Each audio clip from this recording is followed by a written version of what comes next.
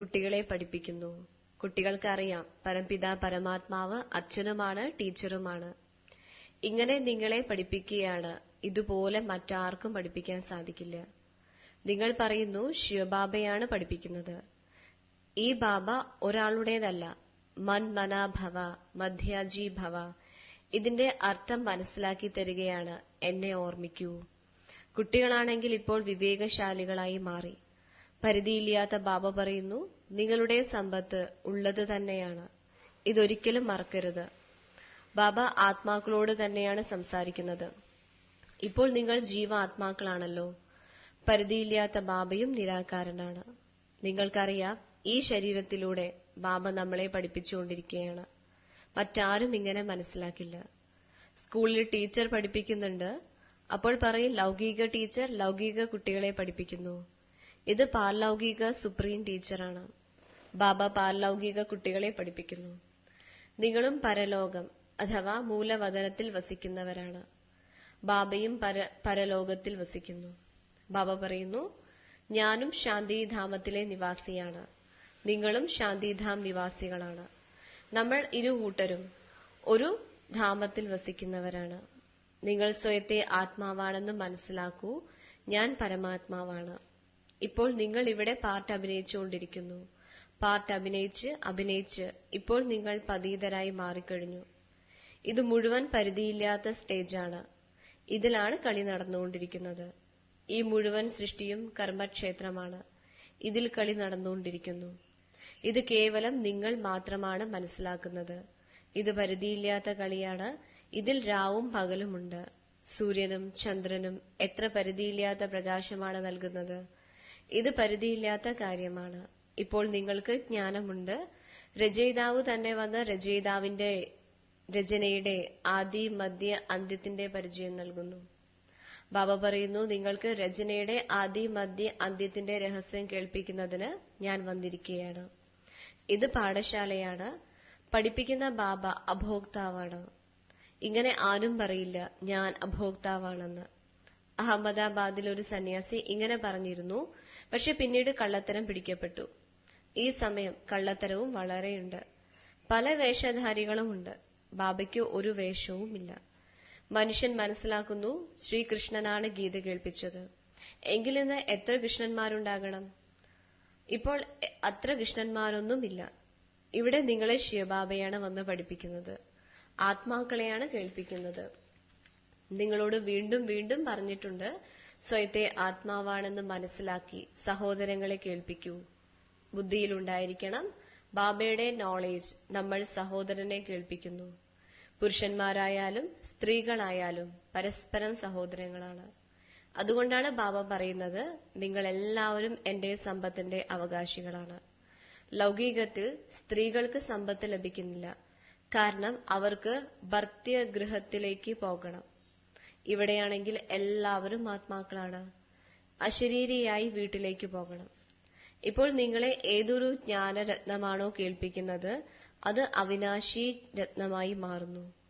ആത്മാവ് തന്നെയാണ് ജ്ഞാനത്തിന്റെ സാഗരനായി മാറുന്നത്. ആത്മാവ് തന്നെയാണ് എല്ലാം ചെയ്യുന്നത്. പക്ഷേ മനുഷ്യർക്ക് ദേഹാഭിമാനമുള്ളത് കാരണം ദേഹി അഭിമാനിയായി മാറുന്നില്ല. ഇപ്പോൾ നിങ്ങൾക്ക് ദേഹി അഭിമാനിയായി മാറി ഒരു ബാബയെ ഓർമ്മിക്കണം. കുറച്ചെങ്കിലും പരിശ്രമം ചെയ്യണം. ലൗകിക ഗുരുക്കന്മാരെ എത്ര ഓർമ്മിക്കുന്നു? മൂർത്തികൾ വയ്ക്കുന്നു. ഇപ്പോൾ ശിവബാബയുടെ ചിത്രം എവിടെയിരിക്കുന്നു? മനുഷ്യന്റെ ചിത്രം എവിടെയിരിക്കുന്നു? രാത്രിയും പകലും വ്യത്യാസമുണ്ട്. സ്ത്രീകൾ ഗുരുക്കന്മാരുടെ ഫോട്ടോ അണിയുന്നു. ഭർത്താക്കന്മാർക്ക് മറ്റുള്ളവരുടെ ഫോട്ടോ അണിയുന്നത് ഇഷ്ടമാകുന്നില്ല. ശരി, ശിവബാബയുടെ ചിത്രം അണിയുകയാണെങ്കിൽ എല്ലാവർക്കും നല്ലതായി തോന്നും. കാരണം ബാബ പരമപിതാവാണല്ലോ. ബാബയുടെ ചിത്രമാണ് വേണ്ടത്. ബാബയാണ് കഴുത്തിലെ മാലയുണ്ടാക്കുന്നയാൾ. നിങ്ങൾ രുദ്രമാലയിലെ മുത്തായി മാറും. മുഴുവൻ ലോകവും രുദ്രമാലയുമാണ്. പ്രജാപിത ബ്രഹ്മാവിന്റെ മാലയുമാണ്. മുകളിൽ വംശാവലിയുമുണ്ട്. അതാണ് പരിധിയുള്ള വംശാവലി. ഇത് പരിധിയില്ലാത്തതാണ്. ഏതെല്ലാം മനുഷ്യരുണ്ടോ എല്ലാവരുടെയും മാലയുണ്ട്. ആത്മാവ് ചെറുതിലും ചെറിയ ബിന്ദുവാണ്, തികച്ചും ചെറിയ ബിന്ദു. ഇങ്ങനെ ബിന്ദു കൊടുത്തു കൊണ്ടിരിക്കുകയാണെങ്കിൽ എണ്ണാൻ പറ്റാത്തത്ര ആയിത്തീരും. എണ്ണി എണ്ണി ക്ഷീണിക്കും. പക്ഷെ നോക്കൂ, ആത്മാവിന്റെ വൃക്ഷം എത്ര ചെറിയതാണ്. ബ്രഹ്മതത്വത്തിൽ വളരെ ചെറിയ സ്ഥലത്തിരിക്കുന്നു. ആത്മാക്കൾ പിന്നീട് ഇവിടെ പാട്ടഭിനയിക്കാൻ വരുന്നു. ഇവിടെ എത്ര വലിയ ലോകമാണ്. എവിടേക്കെല്ലാം വിമാനത്തിൽ പോകുന്നു. പരംധാമത്തിൽ വിമാനത്തിന്റെ ആവശ്യമില്ല. ആത്മാക്കളുടെ ചെറിയ വൃക്ഷമാണ്. ഇതെല്ലാം പ്രജാപിതാ ബ്രഹ്മാവിന്റെ സന്താനങ്ങളാണ്. മമ്മ ബാബയെ ചിലർ ആദം എന്നും ചിലർ ആദിദേവ് എന്നും വിളിക്കുന്നു. പുരുഷനും സ്ത്രീയും തീർച്ചയായും ഉണ്ട്. നിങ്ങളുടേത് പ്രവൃത്തി മാർഗമാണ്. നിവൃത്തി മാർഗത്തിൽ കളിയുണ്ടാകുന്നില്ല. ഒരു കൈകൊണ്ട് എന്ത് സംഭവിക്കും? ഇരുചക്രം വേണം. രണ്ടുണ്ടെങ്കിൽ തമ്മിൽ മത്സരം നടക്കും. രണ്ടാമത്തെ ചക്രം ശരിയല്ലെങ്കിൽ അയഞ്ഞുപോകും. പക്ഷേ ഒന്നിന്റെ കാരണം നിന്നു പോകരുത്. ആദ്യം പവിത്ര പ്രവൃത്തി മാർഗമായിരുന്നു. പിന്നീട് അപവിത്രമായി മാറി, വീണുപോയി. നിങ്ങളുടെ ബുദ്ധിയിൽ മുഴുവൻ ജ്ഞാനവുമുണ്ട്. ഈ വൃക്ഷം എങ്ങനെ വലുതാകുന്നു, എങ്ങനെ കൂട്ടിച്ചേർക്കുന്നു. ഇങ്ങനെയുള്ള വൃക്ഷം വേറെയുണ്ടാകുന്നില്ല. ചിലരുടെ ബുദ്ധിയിൽ രചയിതാവിന്റെയും രചനയുടെ ആദി മധ്യ അന്ത്യത്തിന്റെയും നോളേജ് പോലുമില്ല. അതുകൊണ്ട് ബാബ പറഞ്ഞിരുന്നു, ഇതെഴുതൂ. അതായത് നമ്മൾ രചയിതാവിലൂടെ രചയിതാവിന്റെയും രചനയുടെയും നോളേജ് നേടി. അവരാണെങ്കിൽ രചയിതാവിനെയും രചനയെയും അറിയുന്നില്ല. അഥവാ പരമ്പരയായി ഈ ജ്ഞാനമുണ്ടെങ്കിൽ ആരെങ്കിലും പറയണ്ടേ? നിങ്ങൾ ബ്രഹ്മകുമാർ കുമാരിമാർക്കല്ലാതെ ആർക്കും പറയാൻ സാധിക്കില്ല. നിങ്ങൾക്കറിയാം, നമ്മൾ ബ്രാഹ്മണരെ തന്നെയാണ് പരംപിത പരമാത്മാവ് പഠിപ്പിക്കുന്നത്. നമ്മുടെ ബ്രാഹ്മണ ധർമ്മം തന്നെയാണ് ഉയർന്നതിലും ഉയർന്നത്. ചിത്രവും തീർച്ചയായും കാണിക്കണം. ചിത്രമില്ലാതെ ബുദ്ധിയിലൊന്നും ഇരിക്കില്ല. ചിത്രങ്ങൾ വളരെ വലുതായിരിക്കണം. വിവിധ ധർമ്മങ്ങളുടെ വൃക്ഷവും എങ്ങനെ അവ വലുതാകുന്നു ഇതും മനസ്സിലാക്കി തന്നിട്ടുണ്ട്. മുമ്പ് പറഞ്ഞിരുന്നു, നമ്മൾ ആത്മാക്കൾ തന്നെയാണ് പരമാത്മാവ്, പരമാത്മാവ് തന്നെയാണ് നമ്മൾ ആത്മാക്കൾ എന്നാൽ ഇപ്പോൾ ബാബ ഇതിന്റെയും അർത്ഥം പറഞ്ഞു തരുന്നു. ഈ സമയം നമ്മൾ ബ്രാഹ്മണരാണ്. പിന്നീട് നമ്മൾ പുതിയ ലോകത്തിൽ ദേവതയായി മാറും. ഇപ്പോൾ നമ്മൾ പുരുഷോത്തമ സംഗമയുഗത്തിലാണ്. അർത്ഥം, ഇത് പുരുഷോത്തമനായി മാറുന്നതിനുള്ള സംഗമയുഗമാണ്. ഇതെല്ലാം നിങ്ങൾക്കാണ് മനസ്സിലാക്കി കൊടുക്കാൻ സാധിക്കുന്നത്. രചയിതാവിന്റെയും രചനയുടെയും അർത്ഥം ഹം സോ സോഹം എന്നതിന്റെ അർത്ഥം. ഓം അർത്ഥം ഞാൻ ആത്മാവ് ആദ്യം, പിന്നീടാണ് ഈ ശരീരം. ആത്മാവ് അവിനാശിയും ഈ ശരീരം വിനാശിയുമാണ്. നമ്മൾ ഈ ശരീരം ധാരണ ചെയ്ത് പാട്ടഭിനയിക്കുന്നു. ഇതിനെ പറയുന്നു ആത്മാഭിമാനി. നമ്മൾ ആത്മാക്കൾ പാട്ടഭിനയിക്കുന്നു. നമ്മൾ ആത്മാക്കൾ കർമ്മം ചെയ്യുന്നു. നമ്മൾ ആത്മാക്കൾ പരമാത്മാവിന്റെ കുട്ടികളാണ്. എത്ര അത്ഭുതകരമായ ജ്ഞാനമാണ്! ഈ ജ്ഞാനം ബാബയിൽ തന്നെയാണുള്ളത്. അതുകൊണ്ട് ബാബയെ തന്നെ വിളിക്കുന്നു. ബാബ ജ്ഞാനത്തിന്റെ സാഗരനാണ്. അതിന് വിപരീതം പിന്നീട് അജ്ഞാനത്തിന്റെ സാഗരവുമുണ്ട്. ജ്ഞാനം അരകൽപ്പം, അരകൽപ്പം അജ്ഞാനം. ജ്ഞാനം ആർക്കും അറിയുന്നില്ല. ജ്ഞാനത്തെ പറയുന്നു രചയിതാവിലൂടെ രചനയെ അറിയുക. അപ്പോൾ തീർച്ചയായും രചയിതാവിൽ തന്നെയല്ലേ ജ്ഞാനമുള്ളത്. അതുകൊണ്ട് അവരെ സൃഷ്ടാവെന്നു പറയുന്നു. മനുഷ്യർ മനസ്സിലാക്കുന്നു സൃഷ്ടാവി രചന രചിച്ചിരിക്കുന്നു. ബാബ മനസ്സിലാക്കി തരുന്നു, ഇത് അനാദിയായി ഉണ്ടാക്കിയതും ഉണ്ടാക്കപ്പെട്ടതുമായ കളിയാണ്. പറയുന്നു പതീത പാവന വരൂ. അപ്പോൾ രചയിതാവെന്ന് എങ്ങനെ പറയും? രചയിതാവെന്ന് പറയുന്നത് പ്രളയമുണ്ടായതിനു ശേഷം പിന്നീട് രചിക്കുമ്പോഴാണ്. ബാബയാണെങ്കിൽ പതീത ലോകത്തെ പാവനമാക്കി മാറ്റുകയാണ്. അപ്പോൾ ഈ മുഴുവൻ വിശ്വത്തിന്റെയും വൃക്ഷത്തിന്റെ ആദി മധ്യ അന്ത്യത്തിനെ മധുരമധുരമായ കുട്ടികൾ തന്നെയാണ് അറിയുന്നത്. എങ്ങനെയാണോ തോട്ടക്കാരൻ ഓരോ ബീജത്തെയും വൃക്ഷത്തെയും അറിയുന്നത്, ബീജത്തെ കാണുന്നതിലൂടെ മുഴുവൻ വൃക്ഷവും ബുദ്ധിയിൽ വരുന്നു. അപ്പോൾ ഇത് മനുഷ്യ സൃഷ്ടിയുടെ ബീജമാണ്. അവരെ ആരും തന്നെ അറിയുന്നില്ല. പാടാറുണ്ട്, പരമപിത പരമാത്മാവ് മനുഷ്യ സൃഷ്ടിയുടെ ബീജരൂപമാണ്. സച്ചിത് ആനന്ദ സ്വരൂപമാണ്. സുഖം, ശാന്തി, പവിത്രതയുടെ സാഗരനാണ്. നിങ്ങൾക്കറിയാം, ഈ മുഴുവൻ ജ്ഞാനവും പരംപിത പരമാത്മാവ് ഈ ശരീരത്തിലൂടെ നൽകിക്കൊണ്ടിരിക്കുകയാണ്. എങ്കിൽ തീർച്ചയായും ഇവിടെ വരുമല്ലോ. പ്രേരണയിലൂടെ എങ്ങനെ പതീതരെ പാവനാക്കി മാറ്റും? ബാബ ഇവിടെ വന്ന് എല്ലാവരെയും പാവനമാക്കി കൂട്ടിക്കൊണ്ടുപോകുന്നു. ബാബയാണ് നിങ്ങളെ പാഠം പഠിപ്പിക്കുന്നത്. ഇത് പുരുഷോത്തമ സംഗമയുഗമാണ്. നിങ്ങൾക്ക് പ്രഭാഷണം ചെയ്യാൻ സാധിക്കും. അതായത് എങ്ങനെയാണ് പുരുഷൻ തമോപ്രധാനത്തിൽ നിന്ന് ശ്രേഷ്ഠ സതോപ്രധാനമായി മാറുന്നത്. നിങ്ങളുടെ അടുത്ത് വിഷയങ്ങൾ വളരെയുണ്ട്. ഈ പതീത തമോപ്രധാന ലോകം സതോപ്രധാനമായി എങ്ങനെ മാറുന്നു, ഇതും മനസ്സിലാക്കുന്നതിനുള്ളതാണ്. മുന്നോട്ട് പോകുന്തോറും നിങ്ങളുടെ ഈ ജ്ഞാനം അനേകം പേർ കേൾക്കും. അഥവാ വിട്ടുപോയാലും പിന്നീട് വരും. കാരണം ഗതിയുടെയും സദ്ഗതിയുടെയും കട ഒന്നു മാത്രമാണ്. നിങ്ങൾക്ക് പറയാൻ സാധിക്കണം, സർവരുടെയും സദ്ഗതി ദാതാവ് ഒരേയൊരു ബാബയാണ്. ബാബയെ ശ്രീ ശ്രീ എന്ന് പറയും. ശ്രേഷ്ഠത്തിലും ശ്രേഷ്ഠം പരംപിത പരമാത്മാവാണ്. ബാബ നമ്മെ ശ്രേഷ്ഠമാക്കി മാറ്റുന്നു. ശ്രേഷ്ഠം സത്യുഗമാണ്, കലിയുഗം ഭ്രഷ്ടമാണ്. പറയാറുണ്ട് ഭ്രഷ്ടാചാരികളെന്ന്. പക്ഷേ സ്വയത്തെ മനസ്സിലാക്കുന്നേയില്ല. പതീത ലോകത്തിൽ ഒരാളും ശ്രേഷ്ഠരല്ല. ശ്രീ ശ്രീ ശിവബാബ എപ്പോഴാണോ വരുന്നത് അപ്പോൾ നമ്മെ ശ്രീയാക്കി മാറ്റുന്നു. ശ്രീ എന്ന ടൈറ്റിൽ സത്യുഗത്തിന്റെ ആദ്യത്തിൽ ദേവതകൾക്കുണ്ടായിരുന്നു. ഇവിടെയാണെങ്കിൽ എല്ലാവരെയും ശ്രീ എന്ന് പറയും. വാസ്തവത്തിൽ ശ്രീ എന്ന പദം തന്നെ പവിത്രതയെ കുറിക്കുന്നതാണ്. മറ്റുള്ള ധർമ്മത്തിലുള്ള ആരെയും ശ്രീ എന്ന് പറയില്ല. ശ്രീ പോപ്പ് എന്ന് പറയാറുണ്ടോ? ഇവിടെയാണെങ്കിൽ എല്ലാവരെയും പറഞ്ഞുകൊണ്ടിരിക്കും. മുത്തുകൾ പെറുക്കുന്ന ഹംസം എവിടെയാണ്? അഴുക്ക് കഴിക്കുന്ന കൊക്ക് എവിടെയാണ്? വ്യത്യാസമുണ്ടല്ലോ. ഈ ദേവതകൾ പൂക്കളാണ്. അതാണ് അള്ളാഹുവിന്റെ പൂന്തോട്ടം. ബാബ നിങ്ങളെ പൂക്കളാക്കി മാറ്റിക്കൊണ്ടിരിക്കുന്നു. ബാക്കി എല്ലാവരും വൈവിധ്യമാർന്ന പൂക്കളാണ്. ഏറ്റവും നല്ല പൂവാണ് പൂക്കളുടെ രാജാവ്. ഈ ലക്ഷ്മി നാരായണനെ പുതിയ ലോകത്തിലെ രാജാ റാണി പൂവെന്ന് പറയുന്നു.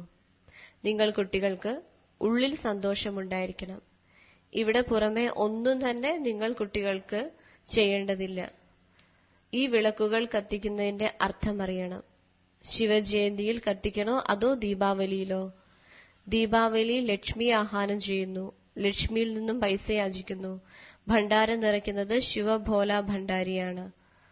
നിങ്ങൾക്കറിയാം, ശിവബാബയിലൂടെ നമ്മുടെ അളവറ്റ ഖജനാവ് നിറയ്ക്കപ്പെടുന്നു. ഈ ജ്ഞാനം ധനമാണ്. സത്യുഗത്തിലും നിങ്ങളുടെ അടുത്ത് അളവറ്റ ധനമുണ്ടാകും. പുതിയ ലോകത്തിൽ നിങ്ങൾ സമ്പന്നരായിത്തീരുന്നു. സത്യുഗത്തിൽ വളരെയധികം വജ്രവൈഢൂര്യങ്ങൾ ഉണ്ടായിരുന്നു. പിന്നീട് വീണ്ടും ഉണ്ടാകും. മനുഷ്യൻ സംശയിക്കുന്നു, ഇതെല്ലാം അവസാനിക്കും. പിന്നീട് എവിടെ നിന്ന് വരും? ഖനികളെല്ലാം പോയി, പർവ്വതങ്ങളും തകർന്നു. പിന്നീട് എവിടെ നിന്നുണ്ടാകും? പറയൂ, ചരിത്രം ആവർത്തിക്കപ്പെടില്ലേ? എന്തെല്ലാം ഉണ്ടായിരുന്നോ അതെല്ലാം പിന്നീട് ആവർത്തിക്കും. നിങ്ങൾ കുട്ടികൾ പുരുഷാർത്ഥം ചെയ്തുകൊണ്ടിരിക്കുകയാണ്. സ്വർഗത്തിന്റെ അധികാരിയായി മാറുന്നു. സ്വർഗത്തിന്റെ ഹിസ്റ്ററി, ജോഗ്രഫി പിന്നീട് ആവർത്തിക്കും. ഗീതയിലുണ്ടല്ലോ, അങ്ങ് മുഴുവൻ സൃഷ്ടിയും മുഴുവൻ സമുദ്രവും മുഴുവൻ ഭൂമിയും ഞങ്ങൾക്ക് നൽകി. അതാരും നമ്മിൽ നിന്ന് തട്ടിയെടുക്കുകയില്ല. അതിനു പകരമായി ഇപ്പോഴെന്താണ് നടക്കുന്നത്? ഭൂമിക്ക് വേണ്ടി, വെള്ളത്തിന് വേണ്ടി, ഭാഷയ്ക്ക് വേണ്ടി വഴക്കടിക്കുന്നു. സ്വർഗത്തിന്റെ രചയിതാവായ ബാബയുടെ ജന്മം ആഘോഷിക്കുന്നു. തീർച്ചയായും ബാബ പഠിപ്പിച്ചുകൊണ്ടിരിക്കുന്നു. ബാബയുടെ ജന്മം ഈ ഭാരതത്തിൽ തന്നെയാണ് ആഘോഷിക്കുന്നത്.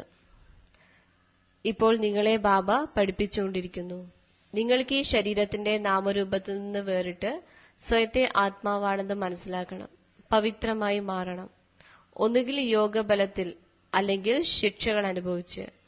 പിന്നീട് പദവിയും കുറവാകും. വിദ്യാർത്ഥികളുടെ ബുദ്ധിയിലുണ്ടായിരിക്കുമല്ലോ, നമ്മൾ ഇന്ന പദവി നേടുമെന്ന്. ടീച്ചർ ഇത്രത്തോളം പഠിപ്പിച്ചിട്ടുണ്ട്, പിന്നീട് ടീച്ചർക്കും സമ്മാനം കൊടുക്കും. ഇവിടെയാണെങ്കിൽ ബാബ നിങ്ങളെ വിശ്വത്തിന്റെ അധികാരിയാക്കി മാറ്റുന്നു. അതിനാൽ നിങ്ങൾ ഭക്തി മാർഗത്തിൽ ബാബയെ ഓർമ്മിക്കുന്നു. ബാബയ്ക്ക് നിങ്ങൾ എന്ത് സമ്മാനമാണ് നൽകുന്നത്?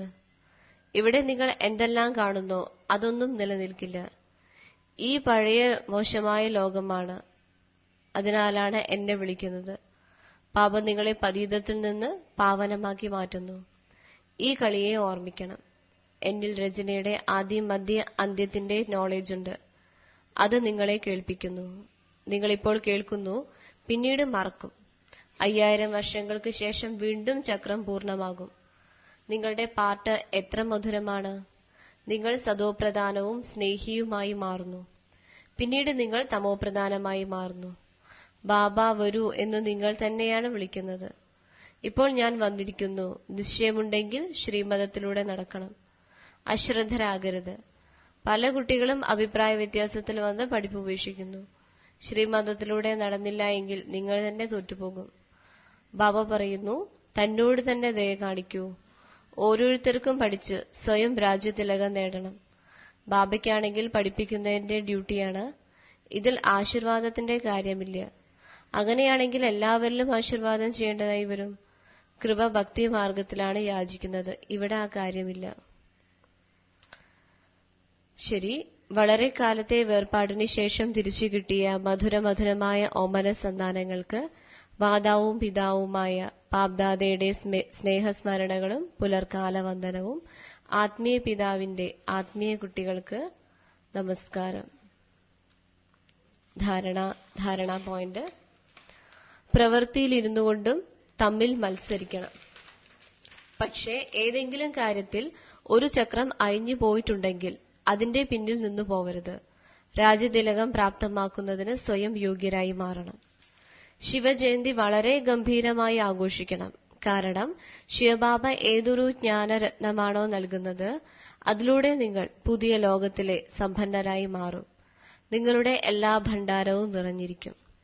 വരദാനം: സദാ ഏകരസ അവസ്ഥയിലിരുന്ന് സർവ ആത്മാക്കൾക്കും സുഖം, ശാന്തി, പ്രേമത്തിന്റെ കിരണങ്ങൾ നൽകുന്നവരായ മഹാദാനിയായി ഭവിക്കൂ.